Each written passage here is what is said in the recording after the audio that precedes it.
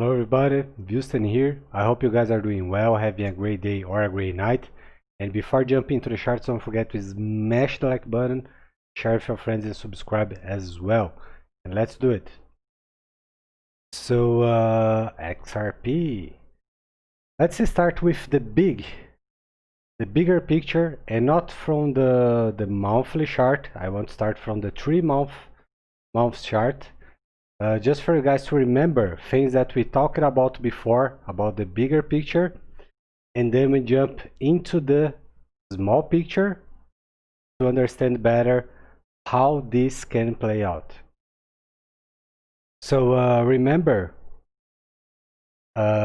we also talked about this back in the day, how the bears are contained. Okay, so we had a big surge, monstrous move, and a healthy correction, overextended, because it works like this. If we had a bull break, not so aggressive, so we go up and then we rest a little, and then we continue going up, rest a little, and then we go. This way we wouldn't end up with a so aggressive move down, a so aggressive contraction. And that's the correlation between price, time, and momentum. And so, as we can see, the bears are losing momentum, but we still have a big seller pressure. But they are losing momentum. We understand this, especially because if we take a quick look here, we can see this crystal clear.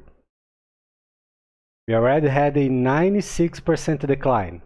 Okay, and the worst scenario that we ever saw in stocks any health projects on the crypto space was around 97, 98. So we would be talking about 1.5% below, which is somewhat unlikely, very unlikely, but it's still possible when we talk about numbers and etc. But yeah, so here on the 3 months,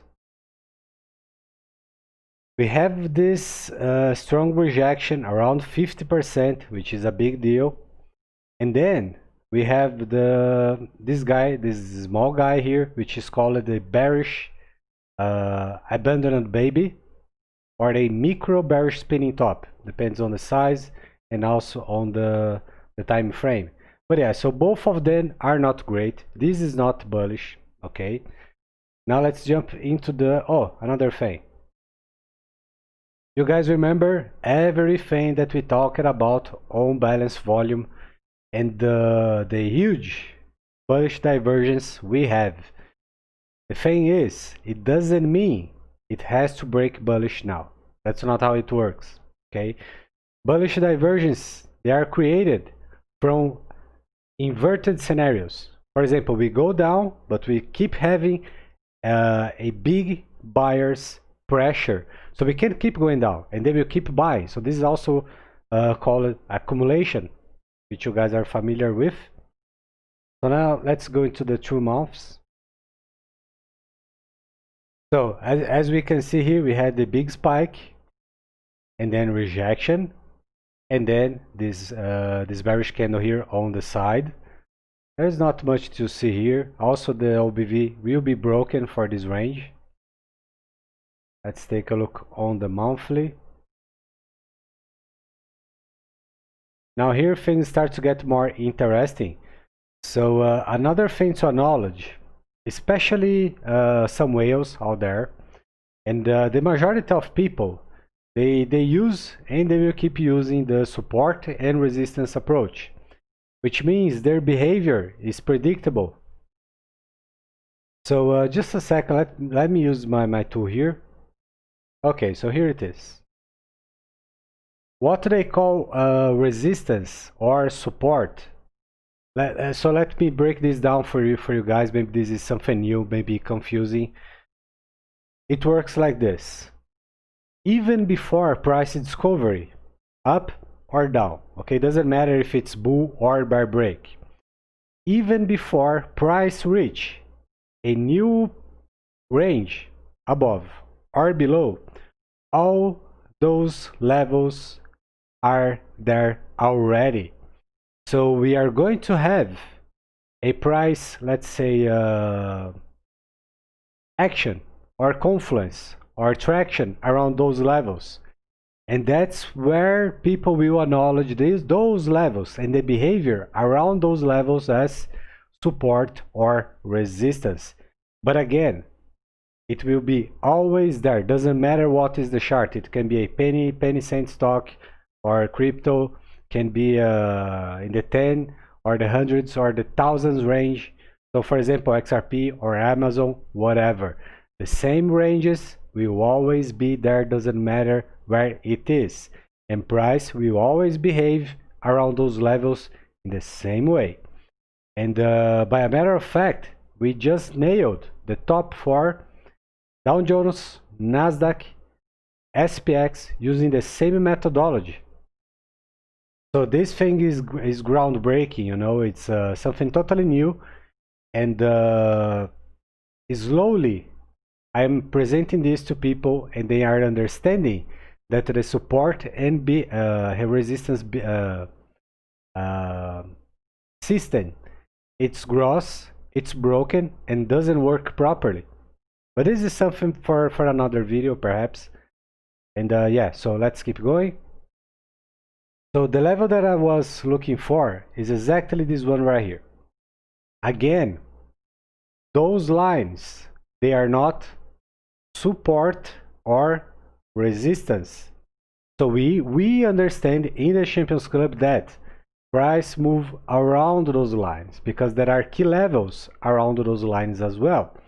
And so price behaves like the radio signal around these levels.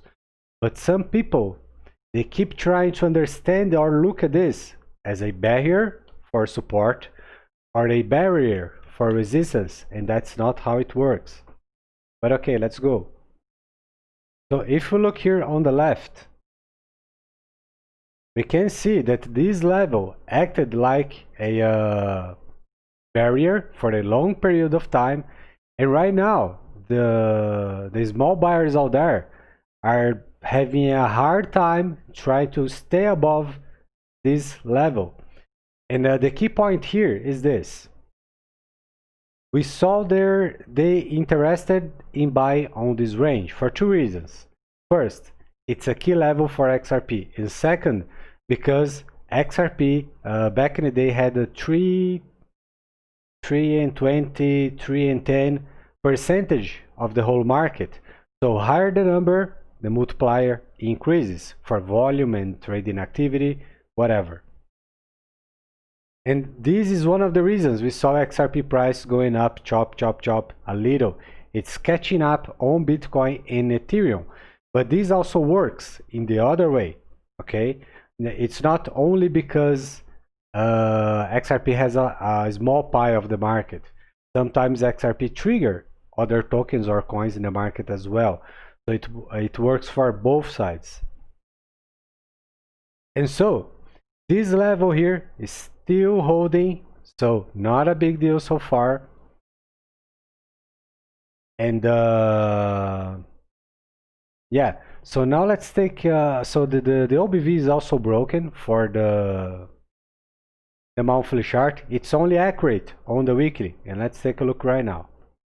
And also let's take a look on volume as well.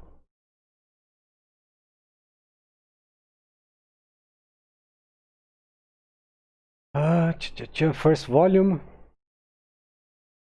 Okay, so this, you guys remember, all this volume right here was based on ODL in Bitstamp, and then they cut off this ODL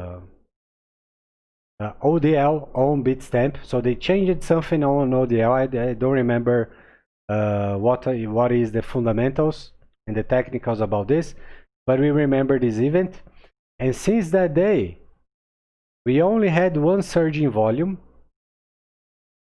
which was again based on the whole market behavior.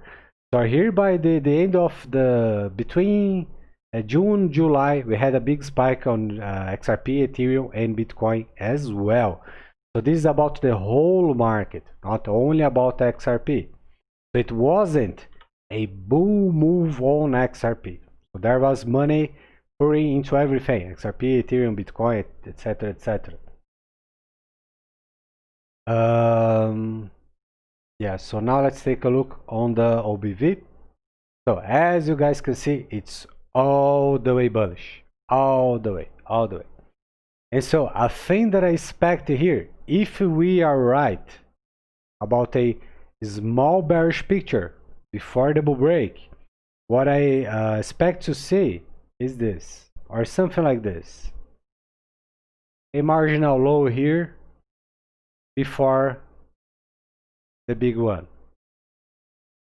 That's how I see it. And as you guys can see, even a small move here, it is not going to change anything at all. We will still keep bullish. We will still have the bullish divergence, everything bullish, and yeah. So now let's take a look on the weekly as well. Let's see what we understand here. So you guys remember from my previous analysis, bad rejection, shooting star, trading inside, everything sidebar, marginal higher high. We talked about this guy here, which was bearish as well. Evening star, despite the bullish reaction, is still bearish. Okay, because the little body on the top means the buyers push it to this range and then they didn't have firepower to keep going. So that's why this is bearish but looks like bullish. Bear break, big one. And now we are going to do the time and momentum math again, because this is very important to understand who is in control. Bear break. So this move took 7 days. Since the bear break, 1, 2, 3, 4, 5, 6, 7, 8, X7, 56. So we are trading inside, below the 50% average for this range, inside for 56 days. So the bears needed 7 days to do their move. And the bulls are struggling way below the 50% average price for this range in a bearish way. So they keep trading inside, and after a long period of time, they are still not able to continue. And another thing very pertinent to this, such a move like this, for example, would be exotic. Yes, because the chances for this to happen are very, very low. And why? Because the nature of the move, the whole move, is not bullish. So if we address this scenario as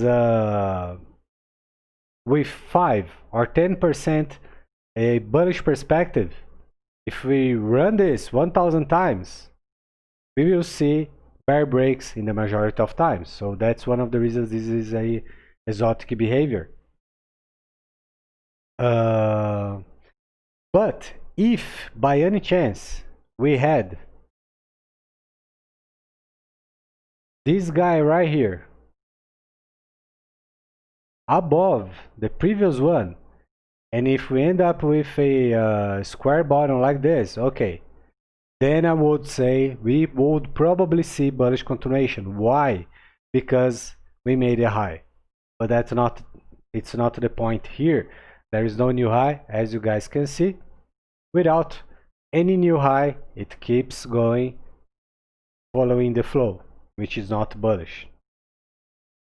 Bullish patterns return what? New highs and not new lows. So again, the bears needed 7 and the bulls are struggling for 56 days, trading sideways, dominated, and this is called inside bar trade. Now let's jump into the 3 days. So here things start to become interesting. You guys remember in one of my XRP videos the scenarios that we talked about for a possible bull contained, or in other words, inside. So let's talk about this again, because back in the day people didn't understood this. I'll be quick here. So if we don't know because it didn't happen already, so we are speculating here, okay? We read what is written. If it's not there, we are going to speculate to assess or to address, forgive me, possible outcomes. And with possible outcomes, we develop what? Strategies, plans. That's how we stay ahead. So if XRP, so in both scenarios, have this in mind. In both perspectives here, I am addressing a bear break now, okay? So for the first one, we end up, of course it's not to end up like this. Let me make this a little better. So in this scenario right here, as you guys can see, we end up with what?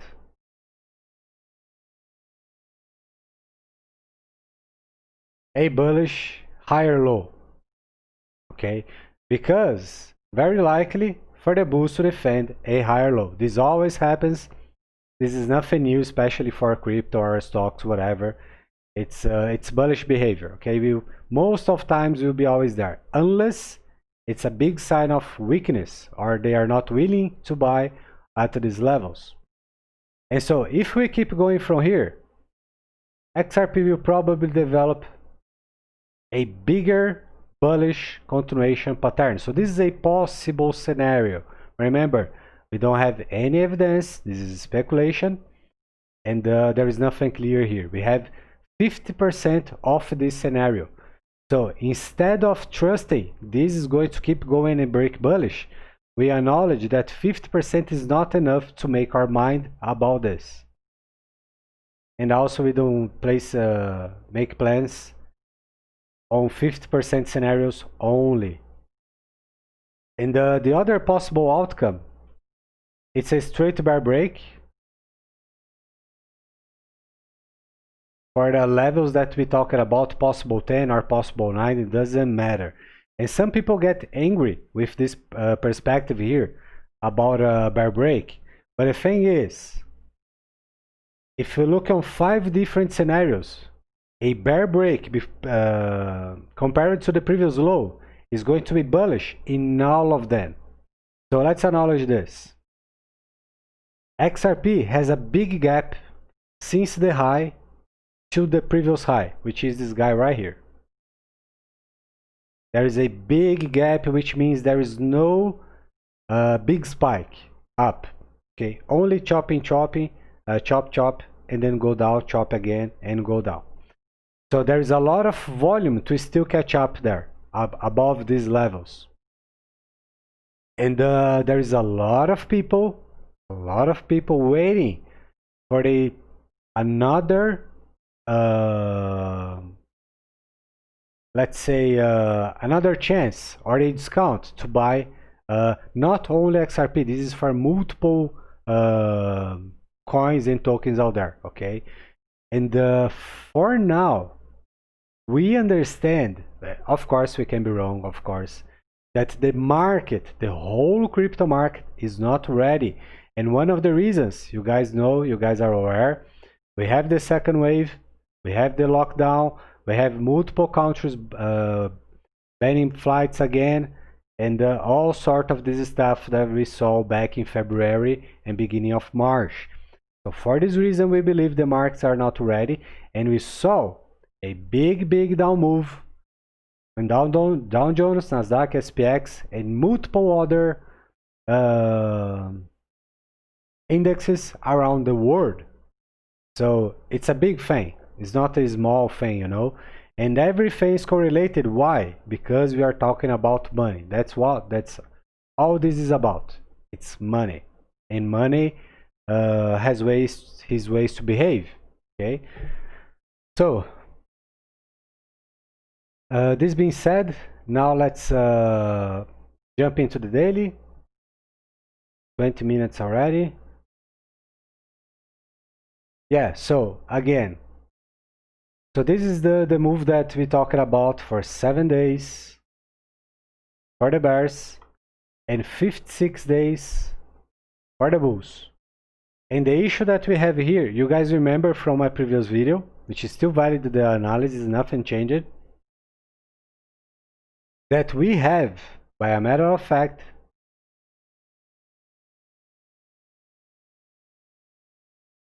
a rising wedge. So it's a rising wedge after a bear break. So this is the proper way to address this, because this was the correct way we used it before. So we can keep adjusting the lines, okay? Or the line it's valid and it is properly placed, or if people keep adjusting it, it's wrong. And then if we keep adjusting, we can find anything we want, okay? So straight rising wedge, rising wedges are bearish. All rising wedges, doesn't matter the position where it's placed, will always be bearish. If the scenario was inverted, it would be bullish. Okay, that's the nature of patterns, and there are two natures only. It's bullish or it's bearish. If the scenario would be this would be a bull break. Okay, but unfortunately, so basically, what we are talking about here would be this. Low, we go up, we keep trading inside, and bull break. Now let's take a look in the other scenario. Same nature, different behavior. I mean, inverted. So, again, folks, and also, for people who are not familiar with technical analysis or fundamentals, structures, patterns, etc., a simple way to look at this and have a better understanding, even if the inverted didn't help you, imagine this. Look at this scenario as a roller coaster. Okay, and so how it would work? We go up, and then we start to prepare, and then we go down. Woohoo! And then, pushed by the force of this move, before continuation, just like a roller coaster. So sometimes nature from other things or other objects or things can be applied in the charts, like when we talk about nature of things, for example. So there is nothing bullish here, okay? You guys know I am bullish on XRP all the way, and this is one of the reasons I don't trade XRP on the retail side, because I am all the way biased, bull biased on XRP. And if I try to trade, I will end up wrecked. And why? Because every small move can trigger the FOMO. Oh, this is it. Even if we know that's not the moment yet, we are going to FOMO in. So this happens when we are biased or compromised. And that's one of the reasons I don't try to trade XRP on the retail. All the things we do, it's on the contract side, okay? Because there's no bias there. So there is another thing here. Let me show you. Just a second. So I'm going to show you how properly Elliott waves and how to be properly used, properly applied, and why we don't use it in the charts, because it's a thing. I talked about this in the Champions Club yesterday, if I'm not wrong.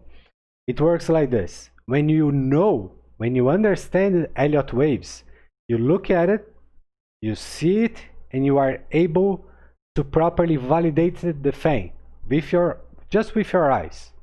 You look, okay, it's there, there is a match, okay, there is validation, the things are properly placed, that's a go. And people who doesn't know how to use or how to read or how to properly address the levels, they keep drawing numbers. It's like 1, 2, 3, 4, 5 or A, B, C, Z, Y, Z, and that's a mess. Because we use Elliott to make the thing works, so we can make profits. But when we keep just drawing, you know, chain, you can use this info to make money. So it's worthless. Okay. So let me show you here. Let's cut off the lines. Let's make this clear. And then you guys will understand that this is not my opinion. It's what is there. Where is the tool? I don't even know. Okay, here it is. Just a second, it's a bit far away. Here it is. So let's go for Elliott waves properly placed. And believe me, this is not something easy. Even after a properly explanation, people still struggle on the beginning. Okay, so folks, this is a validation for Elliott waves inside a rising wedge. So we have confirmation, and the thing is bearish. Okay, there's no other way to acknowledge this, and that's why we read what is written and not what we hope that can happen. Marx doesn't care about hope, about bull bias or bear bias. Things are the way they are. It is what it is. So another thing to understand here. Just a second, let me take a quick look here. Okay. So just a second. 27 minutes already. Let me see if there is some. Okay, so a bear break from here. If we acknowledge XRP only, but we know we can't do this because we rely on Bitcoin and Ethereum as well. But let's acknowledge both scenarios, okay, just for the sake of this example. A bear break from here would give us a target around, if I'm not wrong, it's around this level right here.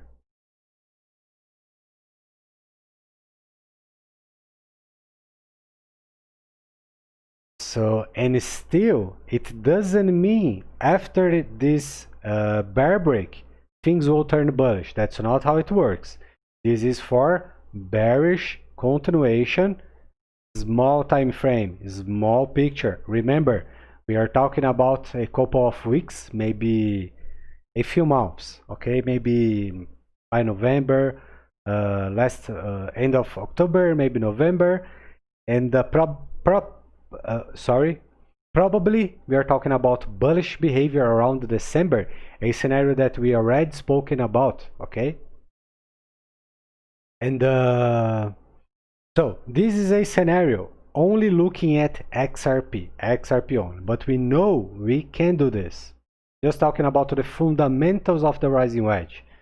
And so acknowledging the whole market, the bigger picture of things, money, talking about money, market capitalization and also domination.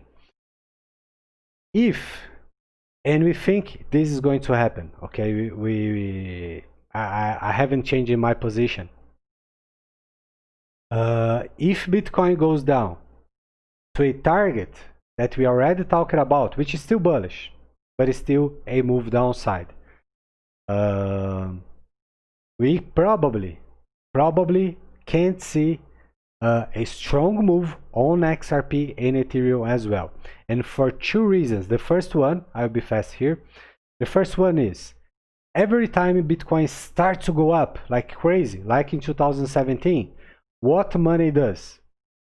money starts to leave other coins and tokens and jump on Bitcoin boat. That's one of the reasons Bitcoin dominance starts to go up.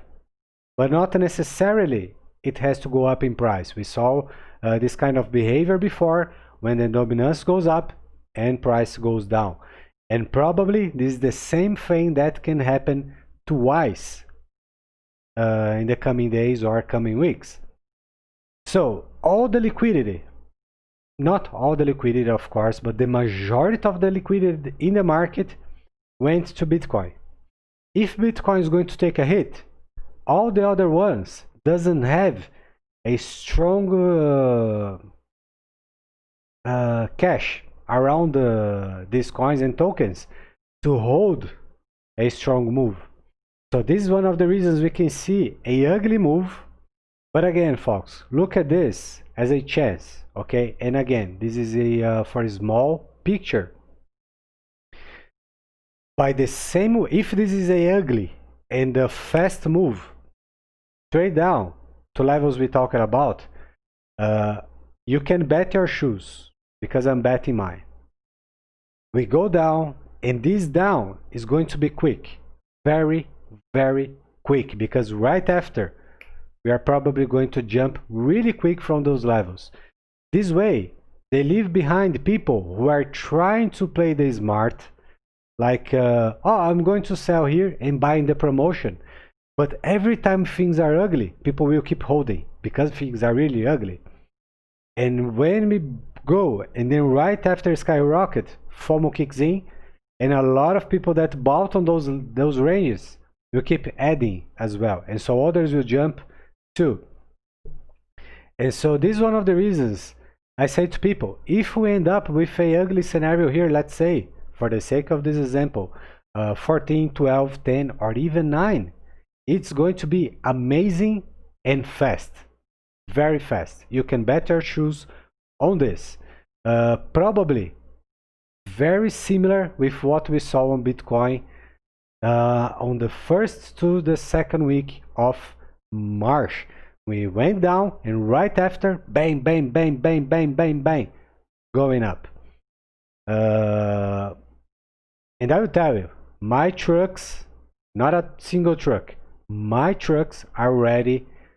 You guys know I have my long-term investments. You guys know my drill: XRP, Ethereum, Bitcoin, and Kava. And the trucks are ready to load, and I am ready. Okay, even if we don't go down, because it's possible as well. We have to always acknowledge both scenarios. So guys, this is it for now. Oh, let's take a quick look on the 4. Sorry. It's not this is it for now yet. Let's take a quick look again on the rising wedge, because here we can have a better perspective on the rising wedge break. Here you guys can have a better understanding of this. Yeah, right here. Another thing. Most people will say this: oh, okay, so we broke bearish from a rising wedge and then we are going up to retest the line. Lines are guides. They don't behave as support or resistance. I already proved this.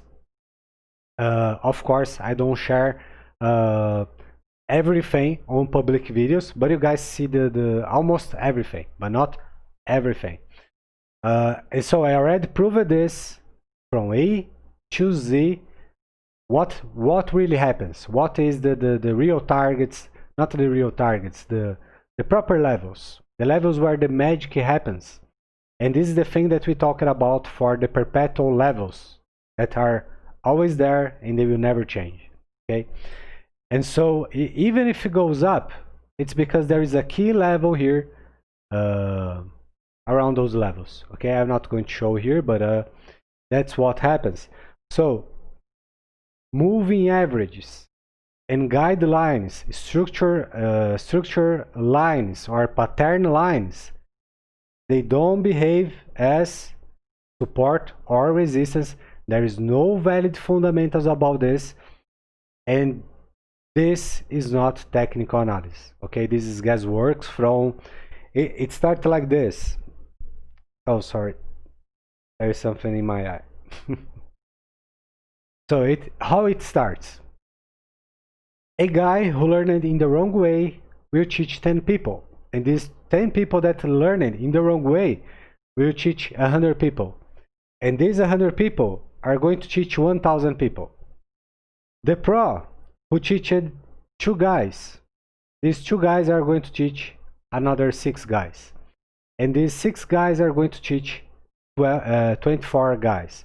So you guys can see the speed and the size of this, let's say, this information, not fake news, this information end up working and spreading very, very fast.